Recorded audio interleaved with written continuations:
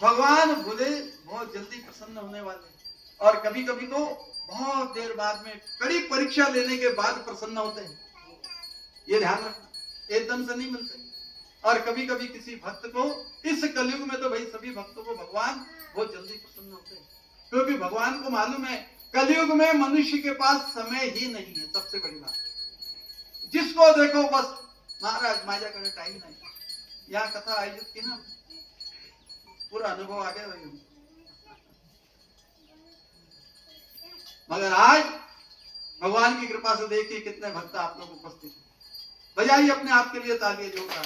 क्या बात है, पहले ही दिन उपस्थित हुई जोरदार, कल से तो फिर और बढ़ जाएंगे।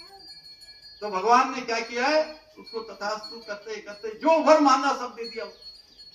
वो इतना बलशाली बन गया, इतना विद्वान तो था ही, उसे ग्रह नक्षत्रों का सब ज्ञान था, पूरी अच्छी तरह से पूजा पाठ किस तरह से करना, अगर घर में संतान होती तो किस प्रकार से ग्रहों को एक लाइन से बिठा देना, यहाँ तक कि उसको नाजिक था पूरा। बहुत ज्ञानी था, पंडित था, महान। वो कहते हैं अगर जिंदा रहता तो पृथ्वी से लेकर आकाश तक सीढ़ियां बना देता था। जिसको जहां जब जाना हो, विष्णु लोक में शिव लोक में वो जा सकता था, वापस आना हो आ सकता था। मगर उसने कर्म ही ऐसे पाप कर्म कर दिए कि जिससे भगवान को खुद अवतार लेकर उसका नाश करना पड़ा। एक ही गलती की, पर नारी अपहरण, और वो भी जगत जननी का अपहरण किया। और हम आपको बता देते रहे उसने किसका अपहरण किया, बताइए, जोर से बोलिए सभी, सबको मालूम है किसका किया अपहरण। मागून आवाज नहीं है, जोराने सांगा। आप ये मत समझिए कि आपकी आवाज हमको सुनाई नहीं आती, हमको सब सुनाई आती। बोलिए जोर से, सीता माता का अपहरण किया। जबकि उसने जो अपहरण किया ना, अपहरण के पहले ये सब पूरी पटकथा भगवान पहले ही लिख देते हैं। किसी राक्षस को अगर उसका अंत करना है ना, तो भगवान पहले से उसकी रूपरेखा बना लेते कि क्या कैसे करना है, इसका समाप्त कैसे करना है इस राक्षस को। तो भगवान को तो पूरा मालूम था कि रावण ने कौन कौन से वर मांगे, ये क्या क्या करने वाला, सब भगवान को मालूम, क्योंकि भगवान त्रिकालदर्शी होते हैं। कैसे होते हैं? त्रिकालदर्शी। त्रिकालदर्शी यानी क्या हो चुका है, क्या चालू है और क्या आगे होने वाला है, उसको कहते हैं त्रिकालदर्शी। उस समय के बड़े बड़े महर्षि साधु संत कई त्रिकालदर्शी हो गए। उनको मालूम रहता था कि अभी क्या बीत गया है, क्या होने वाला है, और आगे भी क्या होगा और अभी क्या होगा, उसको कहते हैं त्रिकालदर्शी। तो भगवान तो त्रिकालदर्शी, उनको मालूम था कि रावण क्या करने वाला है, क्योंकि रावण भले ही ब्राह्मण की औलाद था, वो तो रावण ब्राह्मण की संतान थी, मगर उसकी माता कौन थी? क्या बात है, बताए बहन जी ने, किसने बोला? हाथ उठाइए भाई, बजाइए इनके नाम के ताली। उनकी जो माता थी वो राक्षसी थी। क्या नाम था उसका? क्या बात है, फिर से बजाइए तालियां। देखिए ऐसा नॉलेज होना चाहिए, ज्ञान होना चाहिए। कथा में आते हैं ना, आप बहुत ध्यान से कथा सुना तो सब कुछ आपको याद हो जाएगा, और अगली कथा में कहीं आप तपाक से उत्तर दे देंगे तो आपके नाम से तालियां बजेगी। तो उनकी माता थी कैकसी, जो कि राक्षसी थी, और उनके पिता थे जो वो थे ब्राह्मण, बड़े महर्षि थे। तो इन दोनों का विवाह हुआ था, पत्नी राक्षसनी और ये ब्राह्मण, महान संत थे। और उन्हीं से रावण और जितने भी राक्षस थे, ये भाई सब इनके, वो सब उन्हीं से पैदा हुए। तो कहते हैं ना कि बच्चे के ऊपर वो संस्कार गिरते हैं, क्योंकि वो जो माँ से गिरते हैं संस्कार, क्योंकि वो माँ के गर्भ में 9 महीने रहता है संतान, कोई भी हो। माता के गर्भ में कितने महीने रहती है संतान? 9 महीने। कभी कभी प्रसंगवश 10 महीने, 11 महीने तक के रही है। कई कथाओं में आप सुनेंगे 11 महीने बाद उनका एक प्रकार से प्रसव होकर और बाहर आए भगवान के पास। तो ये उस राक्षसनी के पेट में जन्म लिया था। 9 महीने राक्षसनी माँ के पेट में था रावण। तो फिर वो माँ के जितने भी गुण होते हैं ना, स्वभाव होता है, वो सारा का सारा उस बच्चे में आता है, कहा जाता है। और ये बात सही भी है।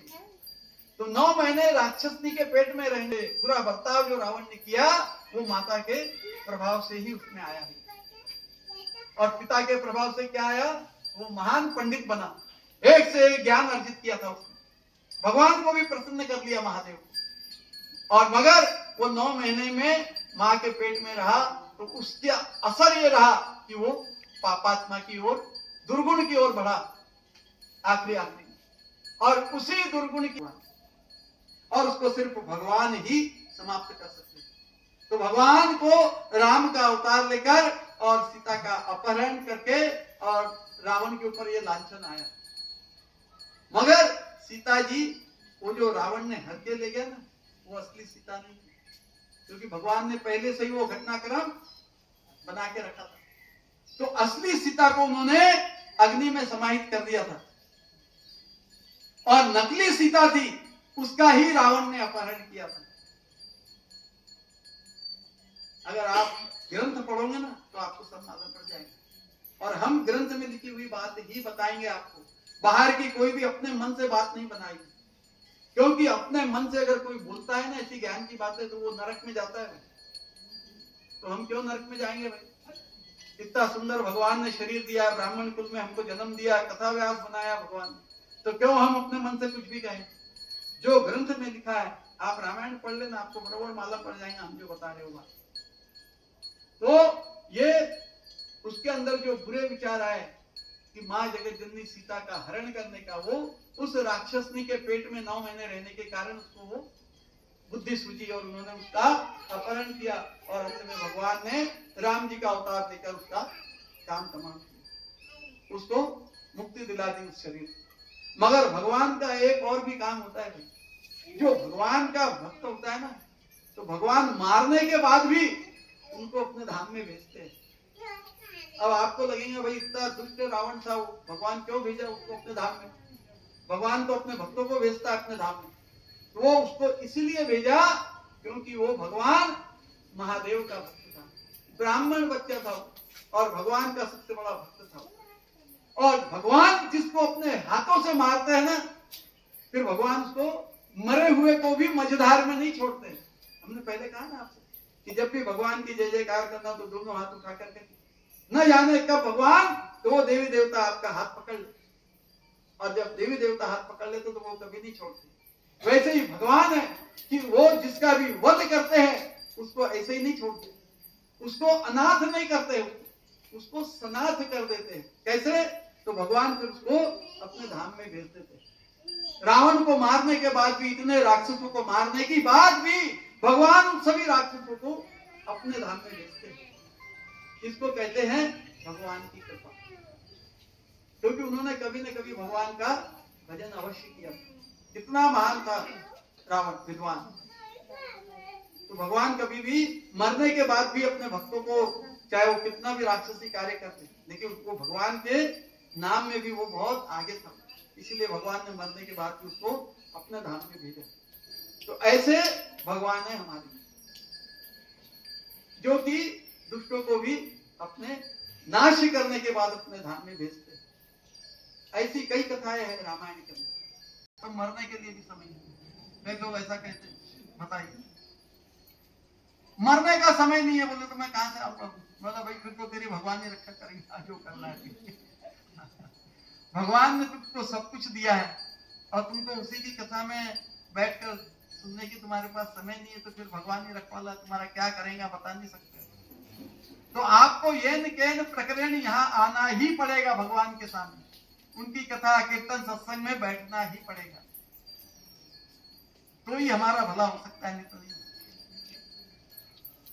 क्योंकि आप भगवान का नाम लेंगे, हर इंसान के हाथ से, हर माता बहनों के हाथ से कुछ न कुछ पाप रोज होते हैं। आप ये मत सोचिए कि मेरे हाथ से कोई पाप नहीं, रोज होते हैं पाप, और उसकी सजा हमको भोगनी ही पड़ती है।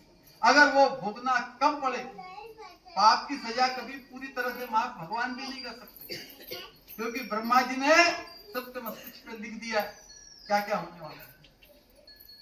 भगवान भी पूरी तरह से तुम्हारे पाप माफ नहीं कर सकते, चाहे तुम कितनी भी उनकी भक्ति कर लो, कथा सत्संग सुन लो, कुछ भी कर लो। हाँ, इतनी कृपा वो अवश्य करते हैं भगवान कि आप कथा सत्संग कीर्तन उनका नाम लेते हो, पूजा करते हो, अभिषेक करते हो, तो भगवान इतनी कृपा अवश्य करते हैं कि तुम्हारे किस्मत में जो भयंकर से भयंकर पीड़ा लिखी रहती है वो भगवान बहुत कम कर सकते हैं, और वो करते ही है अपने भक्तों की पीड़ाएं कम। जो हमारे ऊपर बहुत बड़ी आपत्ति आने वाली रहती है ना, वो एकदम कम में निपटा देता है भगवान को। जैसे किसी का एक्सीडेंट हो जाता है और देखने से मालूम होता है कि भाई ये तो बच ही नहीं सकता, डॉक्टर भी कह देते हैं भाई इसका कोई भरोसा नहीं, कहते ना कई बार डॉक्टर लोग, मैं तो इसका इलाज कर दिया, लेकिन अब आप भगवान से प्रार्थना करते। तो बात कहाँ आई आखिरी, विज्ञान से लेकर भगवान तक पहुंच गई बात। तो आज का विज्ञान भी भगवान को नमन करता है, प्रणाम करता है, मानता है।